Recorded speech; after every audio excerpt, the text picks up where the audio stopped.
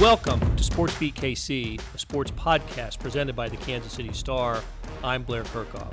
This episode is part of a Facebook Live recorded with Brooke Pryor and Sam Mellinger. We discuss the Kansas City Chiefs and Tyreek Hill. Hey everybody, we are back. I just sent the tweet that says that we're live, so I guess it's official now. We're live on Facebook Live.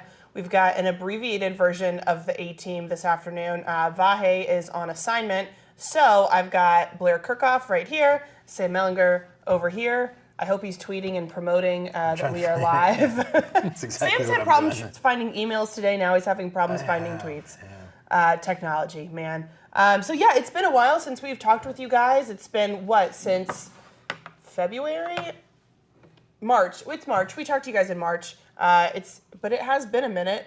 I believe the last time we talked was right when the Tyreek Hill investigation, we broke the news of that. And since then, in the month and a half since then, some more things have come out, including yesterday, Tyreek Hill's attorneys sent a letter to the NFL and copied the Chiefs, the NFLPA, and Hill's attorney, all the 4-page letter, all refuting a lot of what we heard in the audio that was released about an hour before the draft last week. So we can go through the timeline thing by thing, but I think first, what do you guys kind of make of this letter and where we stand in this investigation right now, Sam? He's got a good lawyer. The letter was strong. It refuted, or at least addressed, a lot of points. There were a couple things that they just sort of let fly, which is probably smart. But there was a lot in there. I mean, the biggest part, the biggest takeaway maybe for me, and without having it right in front of me to read again, was he's never hit him. And he refutes that, and he was trying to, how'd the lawyer say it? Like trying to not get into an argument. He didn't think it'd be productive. Regrettably, he used that word, regrettably did not correct what she said. That to me, I think is the biggest takeaway, unless I'm forgetting something, kind of at the moment. Because that was the thing. It was two things in that. It was the, you should be terrified of me too, and it was arms spread, punched him in the chest. Like those were the two big takeaways from that tape. And he would not ask me to defend, the terrified comment, which is probably the way to go, and steadfastly refutes the punch. Those are the two takeaways for me. And, go ahead. Well, right. I certainly agree with that. The text message exchange too. Yes. Was I found to be really interesting and not 100% sure what to make of that. Yeah. What we didn't know from the text message exchange was a date. Right. There was no timetable. Because a screenshot of the text wasn't included. That's right. It was the substance of it. Right. The text of the not a screenshot. I think that would have helped. But I'm not questioning the exchange because it was included in the letter signed by the attorney. It's right. I don't think that the attorney's going to put knowingly put false information out there. So I think we have to accept the text message for what it is. Mm-hmm. Can I say something real quick Yeah, about the text message? sure. I don't know anybody that texts like that. I know. The I know wording it's of odd. it was just weird. It struck me odd Yeah. as well. It did. I wonder though if when you think you're, this is why I think the date's important for me anyway. To what extent lawyers had become involved, and when you think you're talking in a way that it might become evidence. Yep. Right. I think it may change your language a little bit. Yeah. That's just me. I don't know. But I thought about that after reading it a couple times. Good point. I saw a couple things on Twitter saying that, like, when it comes to cases that involve children and child custody disputes, the parents will begin, conversing in a formal manner because they know that their text could be read. And in the letter, Tyreek's attorney says, we had a forensic examiner look at the text communications with his fiance. There are hundreds of pages of text messages documenting entire conversations, and none of them have ever been deleted.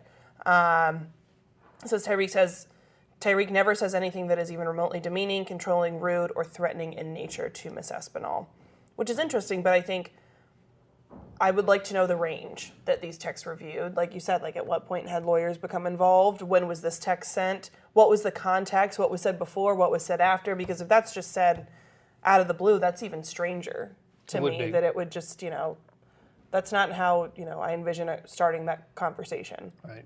And, how long did it take her to respond? Like, what are the timestamps on them? I mean, we can get really in the weeds with text messages. One thing that's interesting is, like, when the legal stuff came out, and it was vague and a little bit shallow because of the information that was available, but when the legal stuff came out, it made the whole situation look really bad, especially for Tyreek.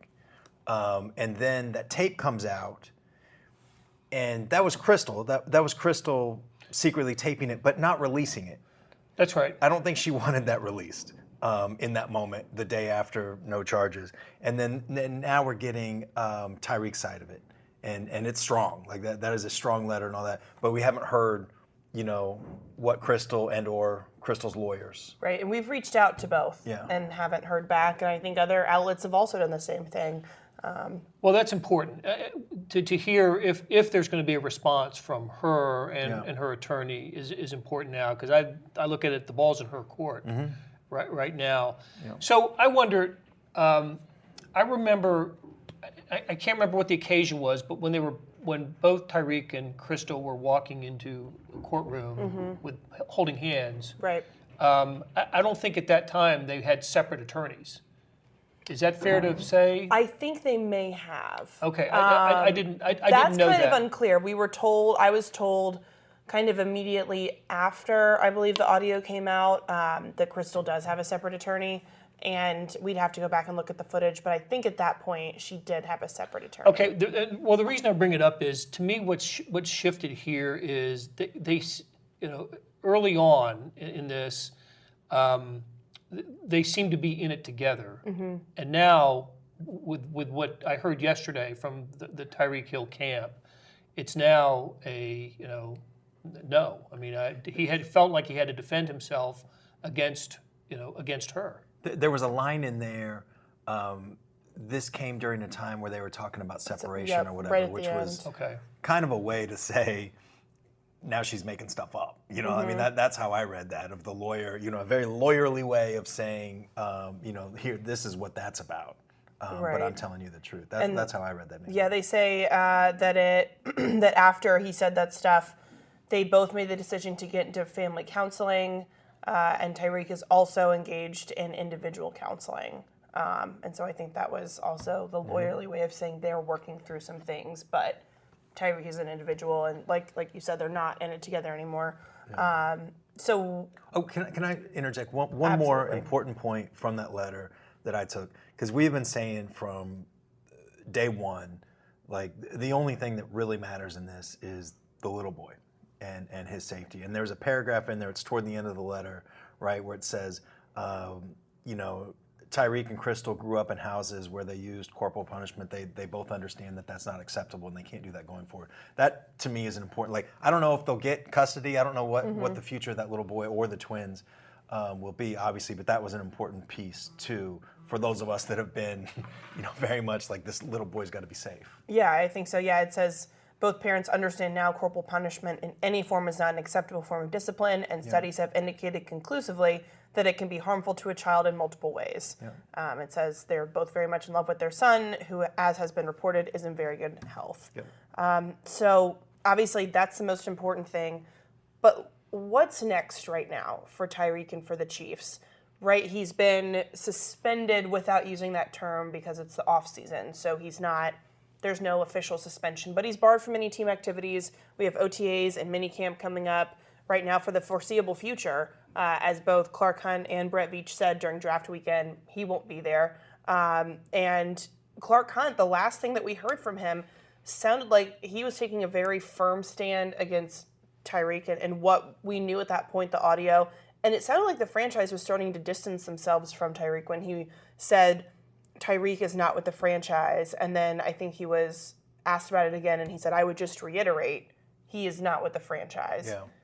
Where do the Chiefs go from here? What's next? It's interesting that he said it that way too, because that's exactly how I read that of him distancing the team Yeah, from Tyreek. put an Because emphasis he could on have it. said, "Look, we've asked him to stay away for now," and that's not how he said it. It No. was not with the organization, not with the franchise. I think he said it 3 times. I mean, what's interesting is that I don't think that they were surprised. I think the Chiefs, everything that's in that letter, I think the Chiefs have heard from Tyreek and or Trey, is that the lawyer's name, and or Drew Rosenhaus, like Tyreek's agent. I think they've heard all that stuff before, so I don't think they were necessarily surprised by anything in that letter, which then you go back to, Brooke, what you just brought up about what Clark said at the draft. He was still distancing himself. So that to me is interesting as well. We don't know. We don't know what the Chiefs' move is or whether this influences the Chiefs' move. It certainly changed the conversation in town. Absolutely. You know, I noticed that right away. Absolutely. When the letter was revealed and we kind of had an afternoon and an evening to digest it, it couldn't help but change the conversation. But you know, the one aspect, the one line in the letter that you know, I think the attorney called it an unfortunate use of words when, you know, you should be scared of me to, you know, be that. An unacceptable comment. Yeah, unacceptable, and the kind of, you know, the sort of conduct that the NFL would, I think, take into account as they evaluate, you know, this situation. Yeah. I mean, that's something that that's something they don't deny. He doesn't deny. He can't deny. It's on the tape. That's bad. I mean, that's pretty bad. That stuff. I don't know if. I don't know if something like that, if everything else is taken and accepted. Let's see what happens with the courts. Let's see what happens with the, you know, with the district attorney. There's still, I guess there's some confusion about whether it's the case is reopened. Well, Right. yeah, that seems like lawyerly semantics to me. Right, Like, the I don't think DA it was ever hasn't closed. Well, the DA closed it when he didn't press charges. Well, he said there's that- no charges, but there's not like an official closing, right? Like, Well, certainly there wasn't a closing of from the The Kansas DCF family. one is still going on. The child welfare side of it, which was the more important one anyway. To Right. be honest with you, that never closed. But it was Andy Reid himself who opened the Friday press conference that introduced you know, Frank Clark. Right, and said we can't talk about Can't things talk- because the but case has they've been reopened. Reopened the case. That was the first kind of confirmation that I had. We thought that was first going to be time the I heard it, case, yeah. but it was the first time we heard that. So that's what I was going on. yeah. So I don't know, but one thing that we have said all along is because the question has been, well, why don't the Chiefs just do something now? Well, the reason is they don't have to. There's right? no deadline. Right, and so there's time to gather even more information and to hear it. You know, let it run its course. And look, for all we know, Tyreek's still not involved with the Chiefs. That hasn't changed. So I don't know if we're going to have any kind of resolution, you know, anytime soon on this. There doesn't have to be. So I think it would be smart for the NFL, for the Chiefs to continue to, you know, I hate to say do their due diligence, but you know, I keep coming back a to that buzzword, word. It is a buzz it's a little phrase. buzz phrase, but it's the smartest thing to do. It just is. And those who want, you know, who wanted to, you know, kick Tyreek off the team, you know, last week, I don't blame people for those feelings. I understand those feelings. I think it didn't happen because I think, Sam, as you mentioned, the Chiefs, the NFL did know about, you know, the denials and what was coming from the attorney, and maybe that you know, opens, you know, at least a little bit of insight into why it didn't happen last week. And there's just, I know this is like just a logistical thing, and it seems small in the grand scheme of what we're talking about, but I really believe that it's critical that there is no deadline. There's no tangible benefit. You know, we talked about this, or I wrote about it last week, I guess, like, you know, there's no tangible benefit in cutting him now versus, you know, 2 months from now. Right, that's right. And there's a heck of a potential tangible you know, negative from that. If more information comes out and you've already cut him, you know, you can't take that back.